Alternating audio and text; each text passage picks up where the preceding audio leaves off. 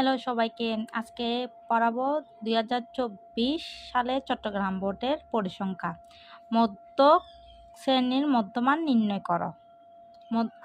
মধ্যক শ্রেণীর মধ্যমান নির্ণয় করো। সারণী হতে সংক্ষিপ্ত পদ্ধতিতে গড় নির্ণয় করো। প্রদত্ত সারণীর অভিজীব রেখা অঙ্কন করো।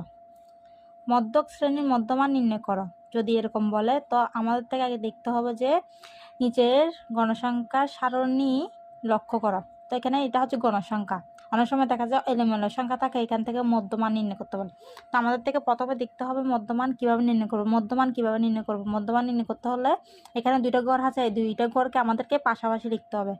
পাশাপাশি লিখলে শ্রেণী ব্যবধান আর গণসংখ্যা, তারপর আমাদের করতে হবে ক্রমযোজিত গণসংখ্যা। তো আমাদের এই সংখ্যাগুলো পাশের সংখ্যাগুলো আমাদের থেকে এখানে লিখে দিতে হবে। তারপর হচ্ছে এই গণসংখ্যা বরাবর এই সংখ্যাগুলো আমাদেরকে এই বরাবর লিখতে হবে। তারপর এখানে দেখতে হবে মোট কয়টা গণসংখ্যা আমাদের আছে। তো এখানে মোট গণসংখ্যা আছে আমাদের 50টা। সবগুলো যখন আমরা যোগ করব তখন আমরা 50টা n পাবো। n মানে হচ্ছে গণসংখ্যা।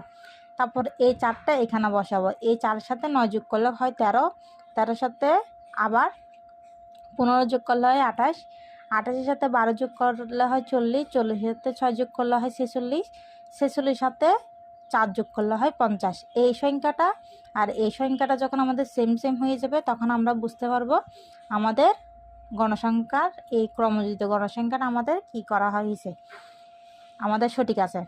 এখানে মোট গণসংখ্যা হচ্ছে এটা।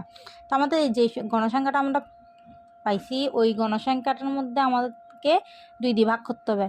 2 দিয়ে ভাগ করলে আমরা 50কে যখন 2 দিয়ে ভাগ করব তো আমাদের 25 আসবে তম পদ। তো আমাদের এই এখানে দেখতেছ 61 থেকে 70 শ্রেণীর অবস্থিত। তো এটা কীভাবে আসছে কীভাবে বুঝবো? এই যে আমরা 25 পাইছি না, এই 25 সংখ্যাটা এখানে দেখতে হবে যে কোন ঘরে আসে। যেমন 40-এর মধ্যে 25 থাকলো কিন্তু 28-এর মধ্যে 25 আসে। তো 25 বরাবর এই 28-এর মধ্যে যখন 25 আসে মানে 1 থেকে 28 গুণলে 25 তো পড়ে এখানের মধ্যে, তখন আমরা এই বরাবর গিয়ে এই সংখ্যাটা দেখব শ্রেণীর ব্যবধান সংখ্যাটা দেখে আমাদের এইখানের মধ্যে 61, এইখানে 61 আর 70 আছে না, এই 61 আর 70 যোগ করে যে সংখ্যাটা বের হবে ওই সংখ্যাটাকে 2 দিয়ে ভাগ করলে আমাদের 65.5 বের হবে। এটা হচ্ছে আমাদের মধ্যমান এভাবে নির্ণয় করতে, যত মধ্যমান আছে এই আমাদের থেকে এভাবেই নির্ণয় করতে হবে। দ্বিতীয় প্রশ্ন বলছে যে সংক্ষিপ্ত হতে গড় পদ্ধতিতে গড় নির্ণয় করো।